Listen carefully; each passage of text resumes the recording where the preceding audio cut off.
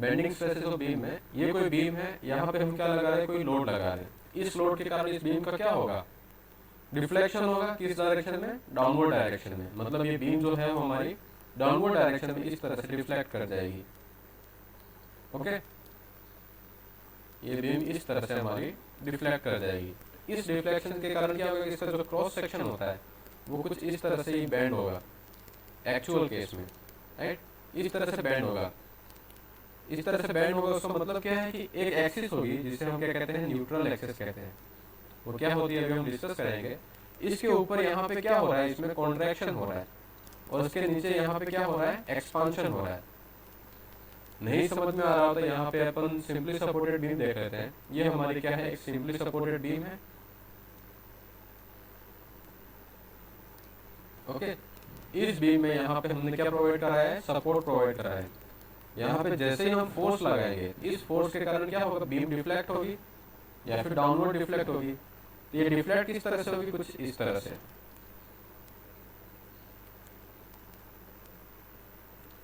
आप अज्यूम कर पा रहे हो ना, ये बीम इस तरह से डिफ्लेक्ट होगी।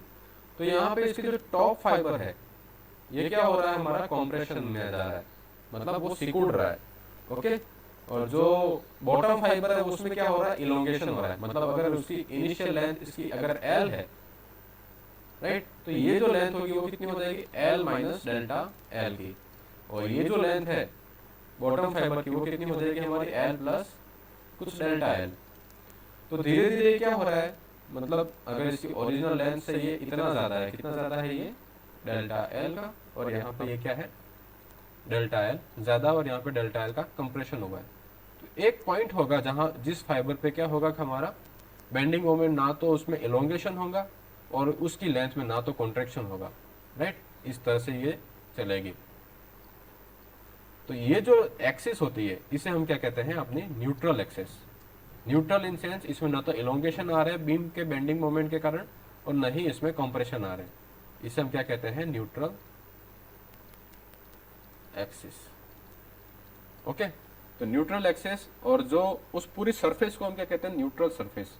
मतलब यहाँ पे एक सरफेस बनेगी, इस पूरी सरफेस को हम क्या कहेंगे, न्यूट्रल सरफेस। ओके, तो बीम किस तरह से बेंड होती है, उसके अंदर कैसे उसमें कंप्रेशन आता है, नीचे किस तरह से उसमें टेंशन आता है, ये आपको समझ में आया?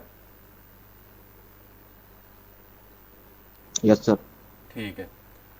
तो इस तरह से सिंपल बेंडिंग होती है। बेंडिंग मोमेंट जो अपन बेंडिंग होती है तो उसके कारण क्या होता है कि जब फोर्स लगाया है उसको ये क्रॉस सेक्शन क्या करेगा, उसको रेजिस्ट करेगा, राइट। तो इसके रेजिस्टेंट के कारण इसमें जो ये कंप्रेशन क्रिएट हुआ है वो क्या हो रहा है कि बीम में इस तरह से जो बेंड हो रही है उसके रेजिस्टेंस में ये स्ट्रेसेस जनरेट हो रहे हैं। ओके, तो इस तरह के जो स्ट्रेसेस होते हैं वो क्रॉस सेक्शनल के कैसे होते हैं, परपेंडिकुलर होते हैं। मतलब इस बीम का ये जो क्रॉस सेक्शन है,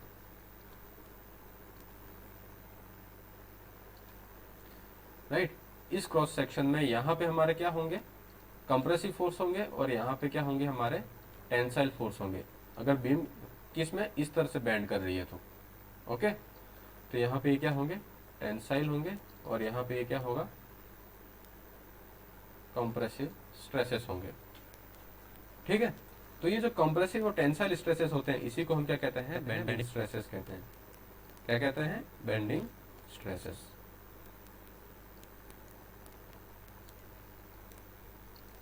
ठीक है, तो अब सबसे पहला हमारा कंसेप्ट होता है जिसे हम कहते हैं थ्योरी ऑफ सिंपल बेंडिंग, जिसमें हम क्या करेंगे, अपना फ्लेक्सुरल फॉर्मूला जो होता है उसे हम डिराइव करते हैं। तो फ्लेक्सुरल फॉर्मूला डिराइव करने के लिए हमारे पास एक कंसेप्ट होता है जिसे हम कहते हैं theory of simple bending. Theory of simple bending में क्या होता है, जैसे हमारी कोई बीम है,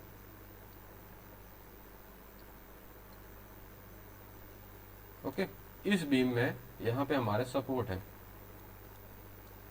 और हमने कोई क्रॉस सेक्शन इस तरह से कट किया, और ये यहाँ पे प्योर बेंडिंग का केस है। प्योर बेंडिंग का मतलब यहाँ पे सिर्फ बेंडिंग मोमेंट ही है। तो यहाँ पे एक मोमेंट लग रहा है m1, और यहाँ पे भी लग रहा है मोमेंट m। इस मोमेंट के कारण ये बीम क्या होगी, इस तरह से ये बेंड हो जाएगी, राइट। अगर हम पूरी बीम को देखें नहीं और इस क्रॉस सेक्शन को ही देखें जिसकी लेंथ हमारी कितनी है, ये dx है, ओके। और यहाँ पे इसको हम n लाइन कह देते हैं और इसको हम m1 और n1 कह देते हैं। इस क्रॉस सेक्शन पे इस मोमेंट के कारण ये बीम क्या होगी, बेंड करेगी। किस तरह से बेंड करेगी हमारी, इस तरह से,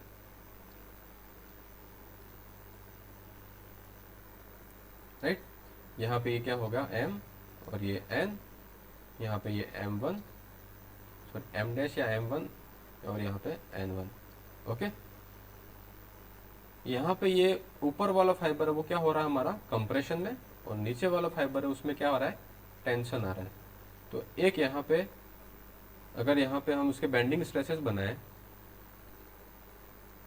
तो ये हमारी क्या हो जाएगी, न्यूट्रल एक्सिस। तो न्यूट्रल एक्सिस के ऊपर हमारे क्या आ रहे हैं, कंप्रेसिव फोर्स है।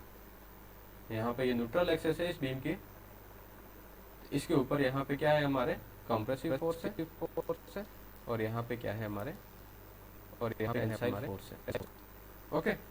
तो सबसे पहले हमारा फ्लेक्सुरल फॉर्मूला होता क्या है, हम इसको डिराइव करते हैं। हमारे पास एक रिलेशन आता है m/i is equal to what, f/y is equal to what, e/r। यहाँ पे m क्या है हमारा, यहाँ पे बेंडिंग मोमेंट, m क्या है हमारा बेंडिंग मोमेंट, i क्या है moment of inertia, moment of inertia, f क्या है हमारा बेंडिंग स्ट्रेसेस, क्या है बेंडिंग स्ट्रेसेस, ओके। और फिर y क्या है, इस न्यूट्रल एक्सिस से इस एक्सट्रीम फाइबर की जो डिस्टेंस होती है इसको हम y बोलते हैं, distance from neutral axis, okay. E हमारा क्या है, मॉडुलस ऑफ इलास्टिसिटी है। E क्या है हमारा, E क्या है हमारा मॉडुलस ऑफ इलास्टिसिटी, और R क्या है हमारा रेडियस ऑफ कर्वेचर। मतलब ये जो R बन रहा है इसको अगर हम रेडियस की फॉर्म में लिखें, यहाँ पे कोई सेंटर होगा जिसके अबाउट ये रोटेट कर रहा है, तो यहाँ से इसके न्यूट्रल एक्सिस की जो डिस्टेंस होती है उसको हम क्या बोलते हैं, R कहते हैं, ओके। तो यहाँ पे ये जो डिस्टेंस है ये क्या है, R हमारा क्या है यहाँ पे रेडियस ऑफ कर्वेचर, ओके। तो ये होता है। तो सबसे पहले हमारे क्या हो रही है, बीम बेंड हो रही है, तो हमारे पास स्ट्रेन का रिलेशन होता है। स्ट्रेन क्या होता है हमारा, strain is what, change in length, change in length divided by what, original length,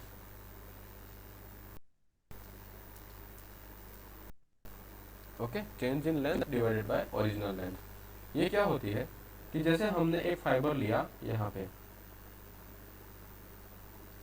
ये यहाँ पे क्या हो रहा है, बेंड हो रहा होगा,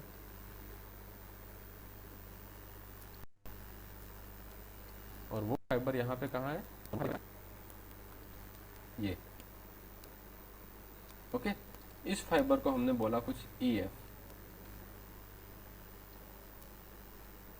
क्या बोला EF। तो यहाँ पे ये क्या हो जाएगा, E dash F dash, okay. तो चेंज इन लेंथ हमारी क्या रहेगी, E dash F dash minus, यहाँ पे क्या हो रहा है, इसमें इलोंगेशन आ रहा है, minus EF divided by EF, okay. तो ये जो बीम बेंड हो रही है उसका जो रोटेशन एंगल है यहाँ पे, इसको अगर हम थीटा मानते हैं तो यहाँ पे एक रिलेशन आता है, theta is equal to what, यहाँ पे एक रिलेशन अपॉन आता है, थीटा अपॉन r को अपॉन रेडियस। ये सभी को पता है, थीटा इज इक्वल टू, कोई भी बीम बेंड होती है तो उसका हमारा रिलेशन क्या होता है, थीटा इज इक्वल टू जो आर्क फॉर्म होता है डिवाइडेड बाय रेडियस, ओके। तो यहाँ पे ये जो डिस्टेंस है इस f की, ये डिस्टेंस कितनी होगी, f की, ये डिस्टेंस यहाँ पे ये कितनी है, r है, और ये अगर डिस्टेंस हम कितनी मानते हैं, y मानते हैं, तो हमारे पास रेडियस कितनी हो जाएगी, EF के लिए इस O पॉइंट से हो जाएगी, E के लिए रेडियस हमारी हो जाएगी कितनी, y प्लस व्हाट, r, किसके लिए, E डैश F डैश के लिए, ओके। और r कितना फॉर्म हो रहा है हमारा, EF का, EF theta is equal to what, E dash equal to F dash E dash divided by R plus Y. तो यहाँ से हमारे पास ई एफ कितना आ जाएगा, E dash F dash E कितना आ जाएगा, ये आ जाएगा theta into what R plus Y. ये होगी पहली इक्वेशन, ये होगी। फिर दूसरा क्या है, ई एफ है ये, ओके। और इस पॉइंट को न्यूट्रल एक्सिस पे जो पॉइंट है उसको हमने क्या माना है, ए और बी। और तो यहाँ पे भी न्यूट्रल एक्सिस पे पॉइंट कौन सा होगा हमारा, ए और बी। ए बी जो लेंथ है वो ना तो इलोंगेट होगी ना ही क्या होगी, कॉन्ट्रैक्ट होगी, ओके। तो ए और B is equal to what, E F होगा हमारा, क्या होगा हमारा, क्या ए और बी का जो डिस्टेंस है is equal to what, E F, okay. तो इस कर्वेचर में ए बी क्या है, ये है, ये है। तो इसको अगर हम थीटा की फॉर्म में लिखे तो क्या लिख सकते हैं, theta is equal to R into radius. तो यहाँ पे रेडियस हमारी कितनी हो जाएगी, आर के बराबर, ओके। तो E F is equal to what, तो यहाँ पे theta is what, R upon radius करें, यहाँ पे theta is R upon radius. तो E F divided by radius कितनी है हमारे पास, कितनी है हमारे पास, ओके। तो E F is equal to what, is equal to what, A B is equal to what, R into theta, okay. ये सेकंड इक्वेशन होगी। इन दोनों वैल्यू को हम इसमें पुट कर देते हैं तो हमारे पास स्ट्रेन आ जाएगी। स्ट्रेन को हम रिप्रेजेंट करते हैं एप्सिलॉन, स्ट्रेन को हम कितना, राइट, या फिर epsilon is equal to what, theta into R plus theta minus theta R plus by R divided by theta into R. तो थीटा से तो थीटा कॉमन आएगा तो कैंसिल हो जाएगा, R plus theta minus R से यहाँ पे क्या आएगा हमारा, आएगा तो वाई आएगा और डिवाइडेड बाय आर। तो strain is proportional to what, is proportional to what, Y.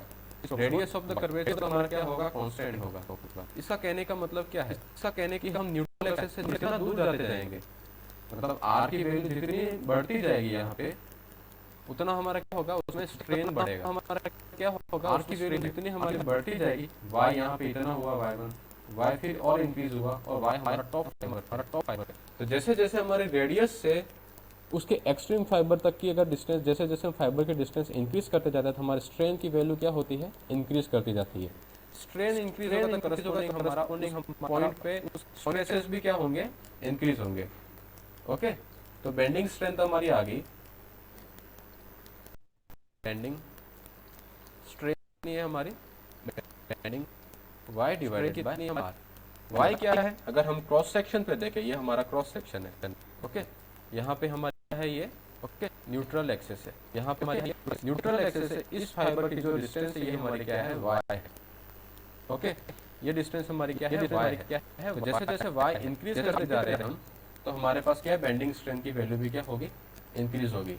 तो स्ट्रेन पता चल गया तो स्ट्रेस हम फाइंड आउट कर सकते हैं। स्ट्रेस क्या होता है हमारा, स्ट्रेस को करते हैं एफ से रिप्रेजेंट करते हैं, या सिग्मा से लिखो। बेंडिंग स्ट्रेस को हम किससे रिप्रेजेंट करते हैं, एफ से। तो एफ हमारा क्या होता है, E modulus of elasticity into epsilon. Hooke's law क्या कहता है, what stress is what proportional to strain, और stress is equal to what, E into epsilon. यहाँ पे हम सिग्मा को किससे रिप्रेजेंट कर रहे हैं, एफ से रिप्रेजेंट कर रहे हैं। तो बेंडिंग स्ट्रेसेस क्या आ जाएंगे, एफ से रिप्रेजेंट करें तो बेंडिंग स्ट्रेस क्या आ जाएंगे, बेंडिंग स्ट्रेसेस आ गया हमारे पास ई इनटू एप्सिलॉन। एप्सिलॉन की वैल्यू हमने क्या फाइंड आउट कर ली है, ई इनटू वाई आउट कर लिए आर, ई बाय, ओके। तो मतलब बेंडिंग स्ट्रेसेस जो होते हैं वो किसके ऊपर डिपेंड करते हैं, उसके क्रॉस सेक्शन पे, उसके न्यूट्रल एक्सिस से डिस्टेंस पे, उसके न्यूट्रल मतलब F is equal to what, E equal, F is equal to क्या हो गया हमारे पास, E by by R, okay, Y by. इसको हम देखें, ये हमारे पास क्या है, ये हमारा क्रॉस सेक्शन है, और ये क्या है हमारा, और ये क्या न्यूट्रल एक्सिस है हमारा। अगर हम बेंडिंग स्ट्रेसेस ड्रॉ करें तो न्यूट्रल एक्सिस पे वाई की डिस्टेंस हमारी क्या होगी, न्यूट्रल एक्सिस पे वाई की डिस्टेंस हमारी क्या हो जाएगी, जीरो हो जाएगी, ओके। उसके बाद जैसे जैसे वाई की वैल्यू इंक्रीज होती जाती है, जैसे जैसे वाई की वैल्यू इंक्रीज होती जाती है, तो फिर हमारे पास बेंडिंग स्ट्रेसेस की वैल्यू भी क्या होगी, इंक्रीज होगी। किस फॉर्म में लीनियरली इंक्रीज होगी, तो लीनियरली हमारे पास इस तरह से, यहाँ पे हर पॉइंट पे बेंडिंग स्ट्रेसेस। और टॉप फाइबर्स जो होंगे न्यूट्रल एक्सिस के ऊपर, यहाँ पे हमारा कौन सा फोर्स होगा, हमारा कॉम्प्रेसिव, ये कैसे स्ट्रेसेस जनरेट करेंगे? हमारे कॉम्प्रेसिव स्ट्रेसेस। ओके, और बॉटम फाइबर में हम वैल्यू क्या लिखेंगे? माइनस वाई लिखेंगे, और माइनस वाई हमारे क्या आएंगे? टेंशन।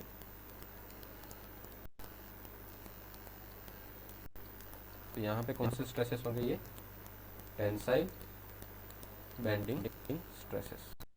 ओके, टॉप फाइबर पे डिस्टेंस कितनी होगी? जैसे हमने माना कि हमारा डिस्टेंस सेक्शन है, उसकी डेप्थ कितनी है? हमारी डी है। उसकी जो विड्थ है वो कितनी है? उसकी जो डी है विड्थ है वो कितनी? तो ये डिस्टेंस हमारी कितनी हो जाएगी? ये डिस्टेंस हमारी हो जाएगी d/2। ओके, तो यहाँ पे ये जो y डिस्टेंस होगी वो y किसके बराबर हो जाएगा? हमारा d/y के बराबर हो जाएगा। तो टॉप फाइबर पे हमारे जो स्ट्रेसेस होंगे उसकी वैल्यू कितनी होगी? F = E × d/2 × r d/2। Okay, अगर हमारे पास रेडियस ऑफ कर्वेचर दे रखा है, मॉडुलस ऑफ इलास्टिसिटी तो हमें पता ही है कितनी है? 2 × 10⁵ क्रॉस सेक्शन की प्रॉपर्टी दे रखी है, तो हम एक्सट्रीम फाइबर में बेंडिंग स्ट्रेसेस निकाल लेंगे। ये जो स्ट्रेसेस होंगे वो क्या होंगे? हमारे मैक्सिमम बेंडिंग स्ट्रेसेस। उसके बाद हमारे स्ट्रेसेस की वैल्यू क्या हो रही है? ग्रेजुअली डिक्रीज करती जा रही है, और फिर कितनी हो रही है? 0 हो रही है। टेंशन में मैक्सिमम कितने होंगे? ये डिस्टेंस में हमारी यहाँ पे कितनी है? ये हमारी d/2 है। F = what? E × d/2। Okay, तो इस तरह से हमारे पास एक रिलेशनशिप आ गया। क्या है? F/y = what? E/r। what? ये एक रिलेशनशिप हमने निकाल लिया।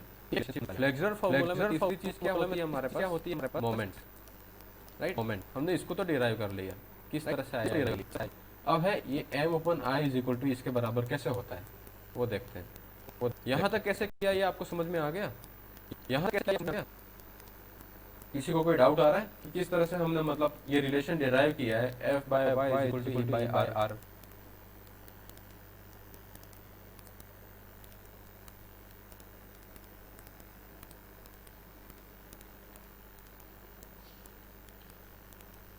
नहीं समझ में आया तो मना कर। लास्ट में आ गया। आ गया? यस सर, लास्ट में नहीं आया। ग्राफ नहीं समझ में आया। ग्राफ कुछ नहीं है, हमारा जो रिलेशनशिप होता है उसमें हमने कर्व ही बनाया है। जैसे ये क्या है? हमारी बीम है। क्या है? हमारी बीम है। इस बीम का ये क्रॉस सेक्शन है, सेक्शन है, और इस बीम में ये हमारे सपोर्ट रिएक्शन हो गए, और यहाँ पे लोडिंग के कारण ये इस तरह से बैंड कर रही है हमारी। हॉगिंग में बैंड कर रही है। हॉगिंग का मतलब है ये बीम हमारी इस तरह से बैंड हो रही है। बैंड हो रही है, तो यहाँ पे ये हमारा क्या होगा? न्यूट्रल एक्सेस होगा। इस न्यूट्रल एक्सेस के ऊपर यहाँ पर काउंटर एक्सेस होगा, और यहाँ पे क्या होगा? इसकी विड्थ क्या है? d है, और इसकी टोटल डेप्थ हमारी क्या है? ये। ओके, ये हमारी और ये डेप्थ कितनी होगी इसकी? क्रॉस सेक्शन स्पेसेस होते हैं, उसको अगर हम ड्रॉ करते हैं तो बेंडिंग स्ट्रेस वेरिएशन होता है, उसके फॉर्म होता है F = E r। E और r जो होता है हमारे कांस्टेंट, तो F = what? y। y क्या है? हमारी न्यूट्रल एक्सेस से इस फाइबर का डिस्टेंस। जैसे जैसे y इंक्रीज होता जाएगा हमारे पास F की वैल्यू क्या होती जाएगी? इंक्रीज होती जाएगी। F की वैल्यू मैक्सिमम क्या होगी? ओके, तो y की वैल्यू इनिशियली क्या होगी हमारी? हाँ बोले। तो सर नॉइज हो रहा है। यार आप मैसेज करो, आवाज क्लियर नहीं आ रही। नॉइज हो रहा है, नॉइज आ गया?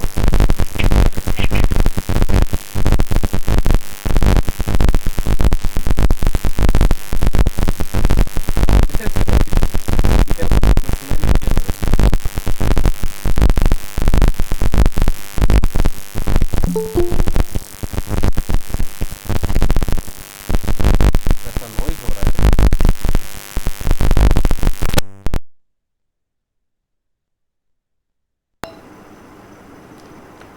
अब आ रही है आवाज से? हेलो? यस सर, अब आ रही। ओके।